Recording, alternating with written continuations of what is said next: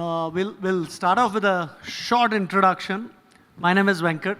I'm the founder CEO of Vinculum, a SaaS omni-channel software company. We've been in the market for a while. People know us, but I'll keep it short. Yeah. Okay, all of us there. Yeah, hi, I'm Bhavin. I'm working as a CIO for Turtle. Turtle holds the licenses for Lee, Wrangler, Toys R Us, Babies R Us, Dockers, and a few more. And also I look after the supply chain logistics for the organization. Thanks. So hi, this is Amit Arora. I am a CIO for a fashion brand. We deal in women apparel. We have 140 stores in India and 11 outside India. So I'm just running the digital transformation, trying to do something over there. Hi, good afternoon, everyone. My name is Anil Menon, LuLu Group CIO. Good afternoon, everyone. I'm Kunal Mehta, CIO for Arvind Fashions. Brilliant. So as you can see, we've got tons of experience on the table. So I'll start off with the first question of how do brands identify the right ICP and how do you target them? Let's start with that. Do you want to take a stab at that, Bhavin? In terms of how do you reach and what personalization brands are doing today? Yeah, sure, Venkat, thanks. So as we know, I think e-commerce or online is now like a literally old word now. So things are changing from e-commerce to m-commerce to q-commerce and all. But along with that, a lot of things are happening behind. We see that, data is becoming a more and more powerful.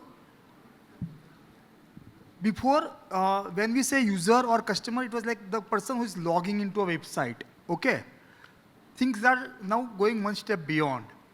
Now, even profilings are happening. So you can see now the person who is logging in and for the person who or end customer for whom you are buying are a lot of time different. It could be a family member, wife, spouse, basically wife, son, daughter, brother, it could be anyone, okay? So, while data was getting gathered over a period of time based on a login, now things are moving towards more and more profiling. So data is getting further and further dissected to understand the real need of that particular session, not for only a user. Okay, and more relevancy coming around the end customer and their choices. So what's happening here is now, I'm going to a portal, I'm going to an app, I want to buy for a son or my daughter. If I am seeing that, okay, let me choose profile and give me a curated session, curated cataloging, curated search, okay, curated styles, even curated descriptions, images, okay. You see the things are completely like going beyond the way we used to do in online, okay. It's helping in a faster checkout, faster selection, faster checkout. So when we say quick commerce today, quick commerce is not only a dispatch to delivery. It's even how I can get an order fast, how can I pick that order fast, and how can I deliver it also fast, okay? So whole dimension is changing like more from online to a very fast online. And this is all happening through a lot of technology shift. AI ML is playing a very good role here. It's helping in understanding, as I said, you not only login-based profiling, but the profile-based profiling. And it's helping to show what kind of images I should show, what kind of description I show. So today, like I'll give an example. Same product, same description, also you may see different description on different portal. Okay, so brands are even trying to do a plagiarism validation. Okay, if I'm selling on a portal A versus portal B, what should I write, which is more consumer relevant, okay? So if consumer is from particular region, particular price point driven, particular geography and weather driven, that curated collection is helping a lot, and that's all happening through a right backend technologies around AI/ML. So AI as a content provider or a CMS Yes. is getting integrated into the product descriptions and into product content. Very clear. Absolutely. So while AI is like going in each and every department of an organization, I think almost every retailer has taken their first step towards the cataloging. Okay, how AI can help their cataloging and going product live with more and more variations, customer taste-driven cataloging is the new thing in the market right now. It's definitely, this is helping to build a loyalty because see, today customer has a lot of choices. So if you look at the era, there was very selected players a decade back. Okay, so there was a loyalty towards that particular retail chain or retail store and all. And then options started increasing. So customers started getting spoiled. Okay, I have multiple choices. Let me go over here, there. What's the best price point? Where's the mic type of collection, etc. and all. But then choices are started increasing, which started customers getting more and more confused to take a decision, if you ask me. Okay, so again, things are going back that how much you become relevant, how fast his choice of things is appearing on the app or portal. Okay, and that's where the loyalties are getting built because now customer says, "Arey yaar, go here, you will find your product." That find your product at your price, your choice, your taste is what the loyalty is right now. Okay, and this all can only happen with more and more technology, and that's where the AI ML is helping a lot. Kunal, you have worked Thanks. with many, thank you sir. Yeah. So I'll come swapping between people. Kunal, you worked with many fashion brands. And while you're new in your role in Arvind, but from your experience, how are brands able to profile and reach the right target? What kind of data analytics are people working towards to be able to reach the customer? So look, one, I think the brands are very clear with who their target audience is, right? Because that's how you create a brand in the first place, right? Whether it's any brand, right? You know who your target audience. Do you want a young customer coming in, or do you want a customer who's in his 30s and 50s coming in to buy things, right? So that you're very, very clear in terms of what your target audience is. Now, how do you capture that target audience across all these different channels and provide that immersive experience to the customer is what the bigger problem to me lies, right? Having said that, I think the whole omni-channel strategy and things like that I think we'll come to that at a later stage. But to just answer your question again, I don't think the brands have that problem of understanding who the target audience is. The problem is really data mining and utilizing that data in the right way at the right time to target that audience. But given that many of these channels are yes, unorganized or significantly getting a good chunk of your business where customers are shopping, yes. How do you keep a consistent... I think that's where we are all working towards a data lake and technologies like that to have data coming from all these different noises around us that we have, whether it's your own e-commerce platform or it's the 3PL or it's the MBOs or it's our own store. But a lot of this data is actually not available with you, right? Because the marketplaces don't share. Well, they do share to a certain extent. Okay. And so, but you have to make the best of what you have. That's the only way to work around it. Okay. Now, and what kind of social signals do you pick up in Shri? Sure. So there are a lot of platforms available wherein, see, it's not easy to get the social signals around the world or maybe in India. So there are platforms available which suggest the trends which are coming in the next season and what is going to be the best silhouette or what kind of prints are going to be in the next season based on the predictive analysis and reading a lot of influencers data where people are liking them and talking about the products. And whatever the social comments are happening around, so they are just identifying those data signals and giving the output that what can be the next trend, right? So based on that, we don't follow that exactly, but we add up the human mind and create something which works well. So you're talking more in terms of using the social signals to identify trends in the market and build new products. Yes, and what kind of trends are coming in? See, India is a very vast country where a lot of cultures are there, a lot of colors are there. So you go a few kilometers, you find a new kind of dressing sense or the colors. So you need to understand a lot of data. So we are majorly in North as of now, and our products are well accepted there. Now we are moving towards South, moving towards East, and we're getting a lot of information about the product feedbacks, which we are keep on changing based on the feedback. But technology is also helping us to understand the cultural differences which are there and what kind of products are being accepted there already. So we are doing innovation based on that. Okay, great, thanks for that. Anil, I'll come to you. You have a very different challenge from the rest of the group in this table. So as someone who is driving LuLu forward, talk to us about how do you see as your customers, what kind of data do you gather to identify how LuLu is top of mind for your customer? Perfect, and rightly said. For us, one, as Kunal was talking about, brand knows their target customers. For us, everyone is a target customer. So why do I say that is, I have different channels. I have a mall where everyone walks in. I have a fun entertainment place where kids play, elders play, right? You have hypermarket, which is more to grocery and others. You have fashion, you have a white goods, LuLu Connect, right?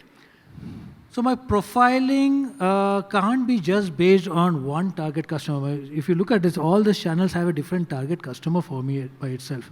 And mall by itself has a huge walk-in for the whole family walks in. Now, do you tell me I just concentrate on a dad or mom or a kid? No, I can't do that. So for me, profiling... So the family itself is your target? Is my target. But now, how do I make sure that they cross-talk to each other, right? That's a interconnection between you walk into a mall, but you know, while you're going to play, your kid's going to play, why don't you come and shop with me? I have a good fashion there. Or my dad, if there's a teenage, I'll bring him to the Connect, which is more white goods. You know what, Apple new product has come in, or Samsung has launched this 25, I suppose, yeah? Galaxy 25. So why don't you come and see that, have that experience. So for me, managing these channels and making a story out of that for the complete family is where we are really working on today as of now. And that's interesting when you say story. I mean, while we don't have one of the panelists here, we will, the person who was heading Nykaa Fashion, he was talking about how story-based brand building is what Nykaa was after, right? And that's where they were trying to differentiate. It's a different industry, but I'm seeing the connection there, right? So just tell me two separate things. One for maybe, I don't know if there are D2C brands out here. If there are brands here who want to sell on LuLu Mall, what should they do? That's one question, okay? My leasing team is around, so always. Sorry, what did you say? My leasing team is out here. Oh, okay, great. So that's the way to do it. Go to the leasing team. So the second question is, what are you doing in terms of faster deliveries? What steps have you taken? Is that a challenge? Is that something you're working on? So before that, I'll just take a step behind. And how do we look at e-commerce, right? We are not here to go behind the Amazons and the others of the world. For me, and for us largely, is e-commerce is more of a channel where I'm not present, or when you are scared to come to LuLu, right, because of the crowd which you talk about, I need to be available. So when you think about a specific thing in LuLu is good, because we have a beautiful assortment, and someone has to visit it, they need to understand it. When it comes to your brain to say that I need to buy this, I need to be available on this screen which is there in front of you. That's more like me. And I think give the same experience, a seamless experience, either you are in my offline store or an online store, or in the mall for the matter, right? So for me, e-commerce playing is this. And what do I do? Now, when you come to my e-commerce site, I have different personas created there, right? From personas from your, as a customer perspective, and as a brand per se. Whom am I appealing to? Am I appealing to a Gen Z, now the new betas of the world, or am I doing a alpha and new people, guys, right?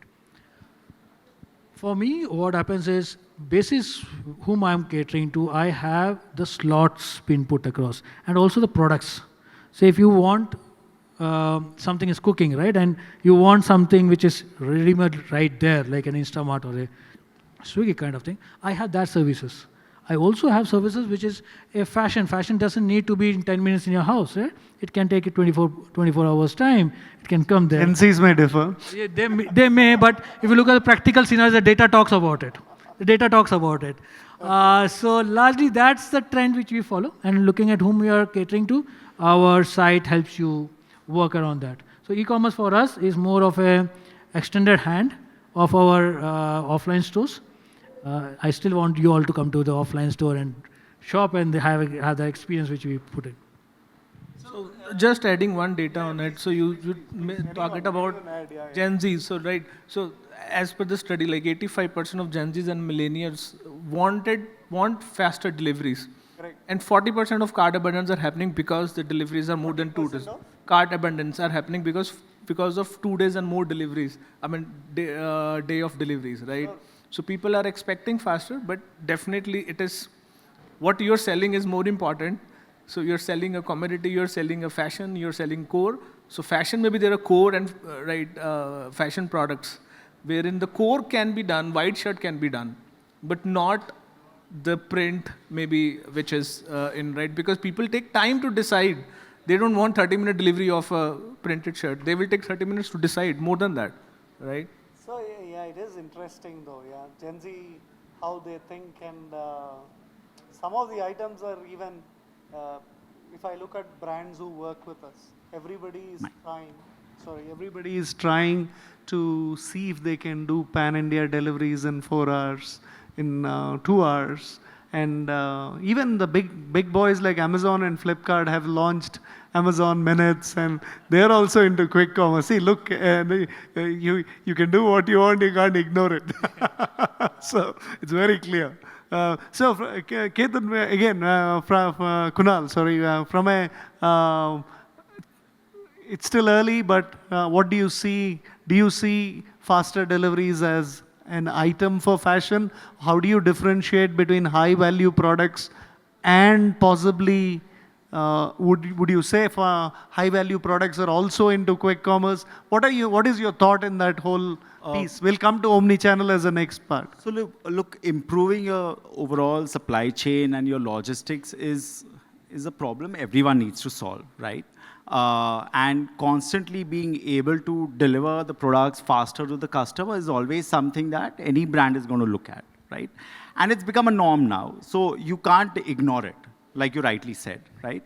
And hence, just like any other retailer, I'm sure we are also working towards it to improve things and make things work. If you're going to compare an offline retailer with an Amazon, I think it's not an apples to apples comparison in the first place, because they have a very different business model. Their technology, their processes, everything are worked around it, right? I personally do not see someone going and delivering a shirt in the next 3 hours or 4 hours. I don't think it's going to happen anytime soon. I hope it does. Again, like I said, it's too early for me. But I don't see any fashion retailers being able to achieve those kind of numbers. You know, you'll still have to wait for those 2 days, 3 days, 4 days to go and deliver the products. Probably if you've ordered it from Myntra, the product may come earlier to you than ordering it from some of the brands definitely are seriously looking at it. I mean, the marketplaces like Nykaa have tied up with dark stores. Yeah. I would say a dozen of our customers are converting distributor warehouses to dark stores. So I think everyone's working on that. Correct. And there are a bunch of startups who have come. Absolutely. See, but that is where the differentiation factor between an e-commerce platform and an offline retailer happens, right? And offline retailer has invested a lot on technologies which are enterprise based. Sure. Right? And all those investments have gone into those POSs and SAPs and WMSs of the world. Whereas if you look at a Nykaa or an Amazon, the technologies that they worked with or the business model that they started itself was very different. So changing the DNA of the organization is not going to happen overnight, any which ways. But then there is a different challenge. Yeah. These guys, quick commerce guys are charging a bomb as well Yeah, absolutely. in terms of commissions. Absolutely. See, I think every business model, you can start something and do something in a loss or, some things around that. But once the customer gets used to it, I mean, everyone's here to make money at the end of the day, right? So you're going to start charging a premium for those special services that the customer is going to ask for. And I don't think there's anything wrong in that either. But yeah, I mean, if you're asking me how are the online and offline retailers going to catch up with over? All I'm saying is that you drive a balance where the brands are saying, hey, look, I have to do this myself. Yeah, absolutely. Yeah, absolutely. Yeah. I agree with you. Okay. Tell me, means on what areas, any of you take this? From a AI perspective, what areas are you working on? You spoke about content. Yeah. But what else are you seeing? And also from a, are we doing something fundamentally different in the last 12 months? Have we caught on to the bandwagon? What can other retailers, e-commerce brands and D2C brands learn from us in terms of what opportunities exist out there? See, one thing I want to touch upon, Kunal, just now. So there are things which we are doing indirectly for the customers, which is inventory optimization. We are using a lot of AI in terms of what is required at what store and what inventory to be replenished from store 1 to store 2 or store C to store B. So these kind of things are happening through AI based on geographical location, based on previous sales data. And that product is making sure that the inventory is rightly available at the stores, right? So that is what is maturing, and we are assuming a 15% of inventory reduction, using that product. So that is what we are using, apart from the social signals and other things using AI. Okay. Again, as far as AI is concerned, look. Or yes, what should we be doing? Means even if you're not doing. I think really understanding the customer. That's the core of it, right? In terms of when is the customer coming in, what are his buying patterns, what is he looking forward to, what did he click, what did he not buy, why did he return? I think those are the things which are very, very important for one to understand. How much time is he spending on your website? Is he buying the right set of products that you want to sell to the customer, right? Are we able to do cross-selling of your products? Those are the places that you really look forward to in AI over there. Again, like he said, on the other side of it, again, because now you're doing, you're selling product across different platforms, it's very important for you to understand, what product works in what markets, right? I mean, some time back, I came to know this very particular reason is that, people in Chandigarh, right, they don't wear slim fits anymore because they've all become fat, right? So you can't have slim fit shirts going out over there. They need to come to either Bombay or they need to go down south, right? So things like that, because if you've lost sales, it's gone. Bhavin was talking about targeting customers. Yeah. So obviously certain age groups, you possibly don't want slim fits. Yeah, no, not just age groups. Also, a lot of factors, right, in terms of the geographies that you live in, For example, colors that you use over there. I look for a comfort fit and I don't find it easily. Yeah. That's what I'm trying to say. Absolutely. Yeah. Some Punjabi guy wants to eat parantha and we are pushing 10% off on dosa. There's no point. So it has to be another. And more importantly, for any fashion brand to understand, what's your new season going to be like, right? Because gone are those days when you can plan for 1 year in advance, what's going to come in spring, summer, and autumn, winter. It's very difficult, right? Because you've got much smaller brands, D2C brands, which coming and, their supply chain is very different at this point of time. They have the agility to move very fast on, fashion and things like that. Are you able to cope up and move along with them? That's another big problem that we face. So to understand what are the right set of products that you need to launch constantly and be able to remain relevant to the customer. Yep. It's interesting because he said the same thing earlier in terms of new product launches. Do you want Add anything, Bhavin? Yeah, so 2 points. So I already talked about the AI-enabled cataloging where different styles and different user taste-based cataloging. Like, as I said, when my customer is like more in a youth category, like how can I present like say baggy jeans versus a slim jeans versus regular jeans, and how can I have more and more content around that? So to build this content typically takes a lot of time. Okay, you need a different size of models, different size of photo shoot plans and calendars. Now how AI can help there and reduce this overall. So there are no more models which you use? Yeah, so we don't use models. We have all the AI-based. AI-based shoots actually. And based on the styles, based on the consumer taste, we have a different size of images, different types of images, and we even show those images only based on the consumer preference, okay? But there are a lot of things are happening around AI actually, in online world, offline world. So if I talk about AI now in online, apart from the cataloging, there are a lot of marketing stuffs are happening. Like how can I have my social post, which is also an automated one? Because see, typically you are continuously doing, you are launching new styles, you are launching new promotions, okay? And every time making that banner on a, that dynamic way is very difficult today, okay? Because your store or your website is running today one promotion, tomorrow another promotion. You need a one banner today, another banner tomorrow. That also banner is your homepage banner versus a category page banner and all. And all this banner making process delays a lot of your promotional launches, okay? So now AI has taken that step also forward.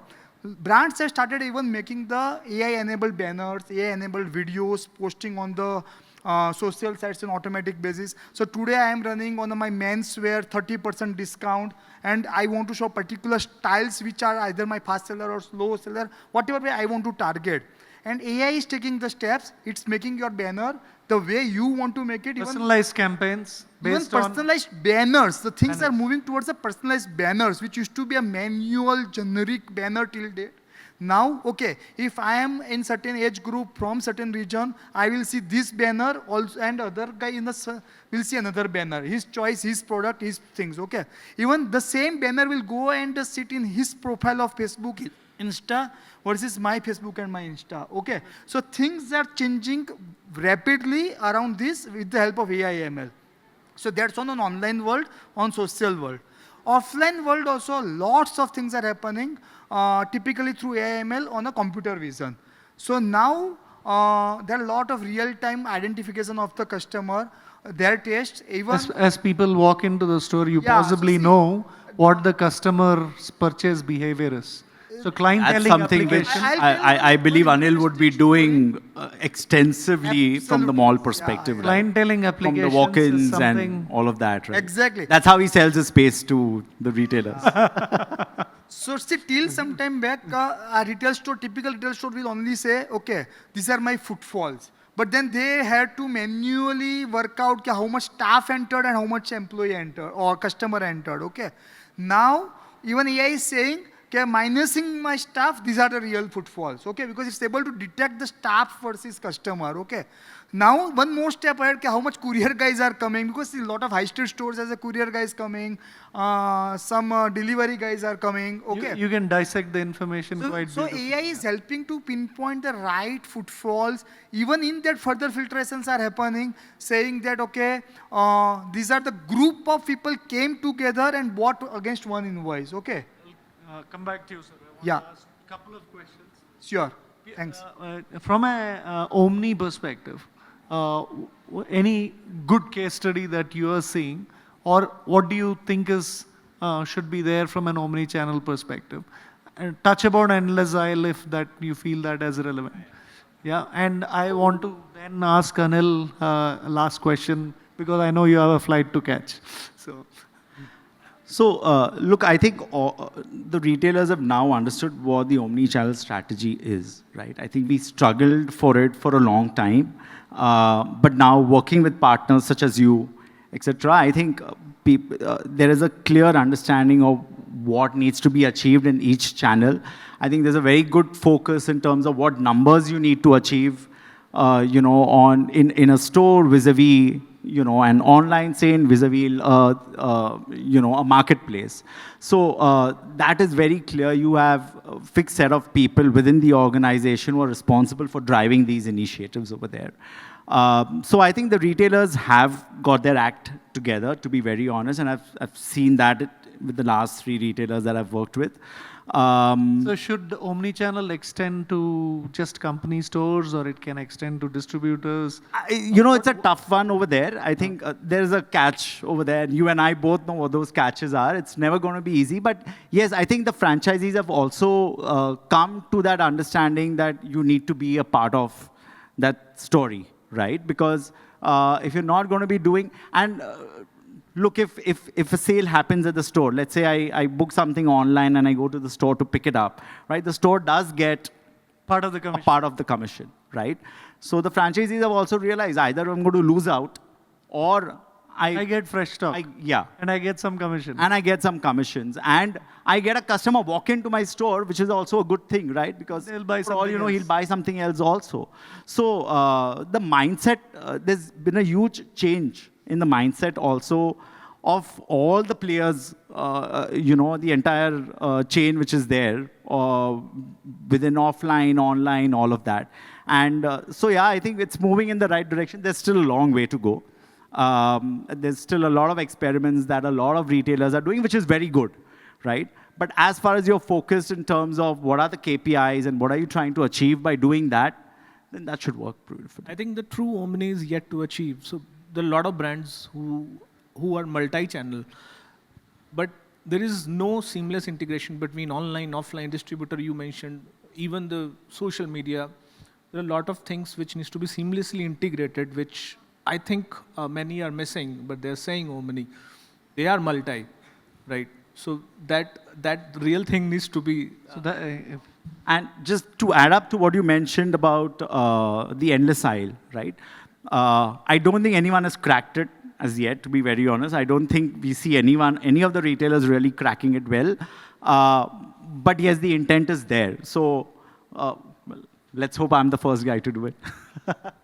We have also done actually, a bit there of are it. a few guys who have done it quite beautifully. Yeah. In my view. Means, and most what I'm seeing, customers are recovering their investments in less than 3 months, frankly.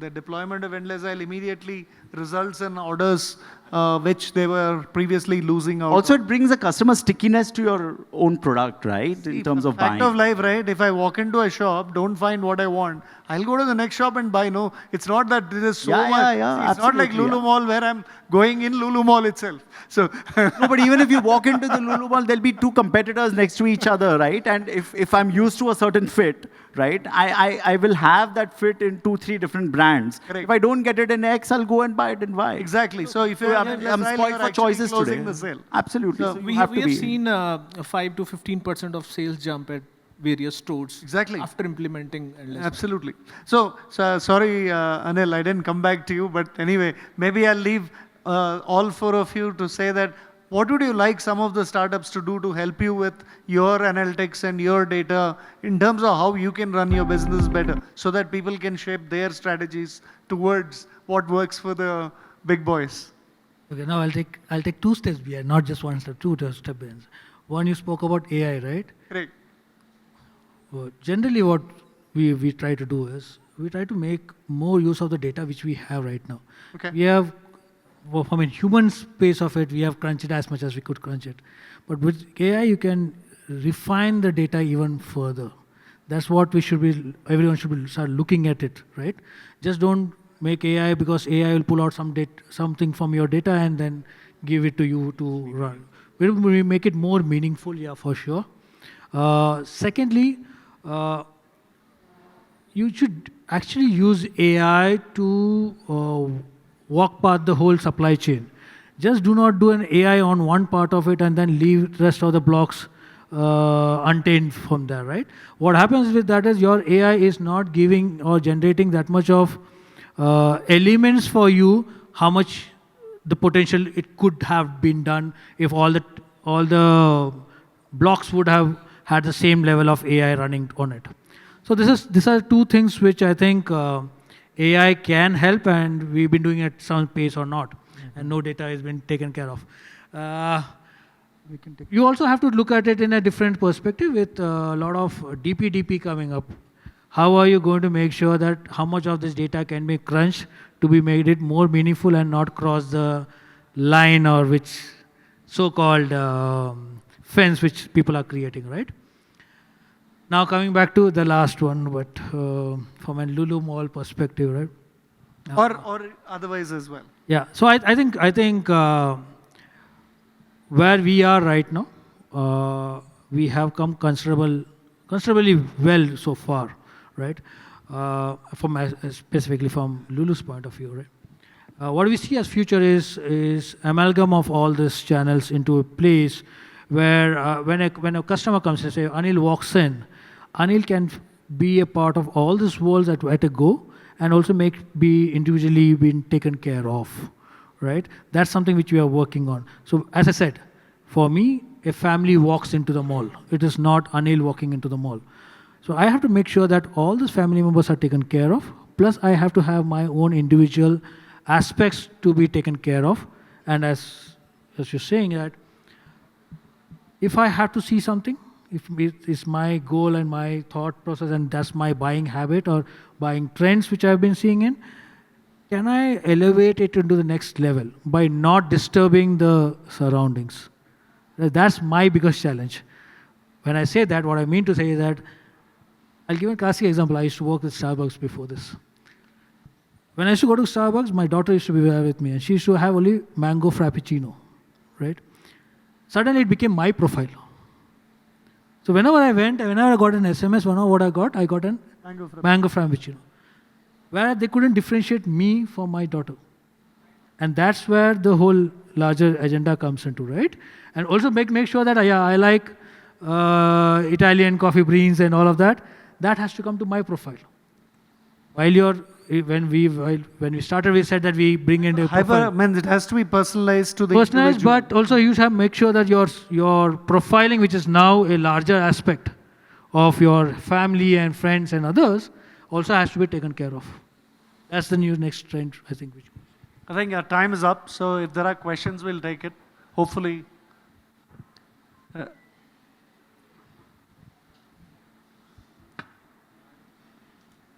So last thing I just want to add up, as you mentioned about the startup, as the no questions are coming up. Yeah, let's do it. I think one thing which is very important, which I want to suggest to all the startups and companies, that don't go by the jargons going around that what other brands are doing or what is going around in the tech industry. Use the right stack, what is required for your business, right? There are a lot of low-code, no-code platforms available which has AI inbuilt, which you can try it out instead of going with the enterprise-level solutions. You should definitely try that. And you rightly mentioned about DPDP. Take the customer privacy very seriously. Take consents. So one thing you mentioned about the computer vision, we also use that. But we send the blurred face to the bot, wherein bot analyze all the body postures and suggest that male is coming or the female is coming or what kind of age group tentatively. We don't want 100% accuracy. 90% accuracy also works, but we're keeping the customer privacy in mind and helping we are understanding the data, right? So, and the correctness of data is also very important. On the lighter note, because of the pollution in Delhi, my 6-year-old has online classes. So teacher asked, let's work on the data. What is data? He said, correct information. I was happy. Aadha kaam ho gaya mera. Right. So it is very important that data mining you mentioned, the correctness of data is very important instead of working on the wrong data and giving the results. With that, thank you.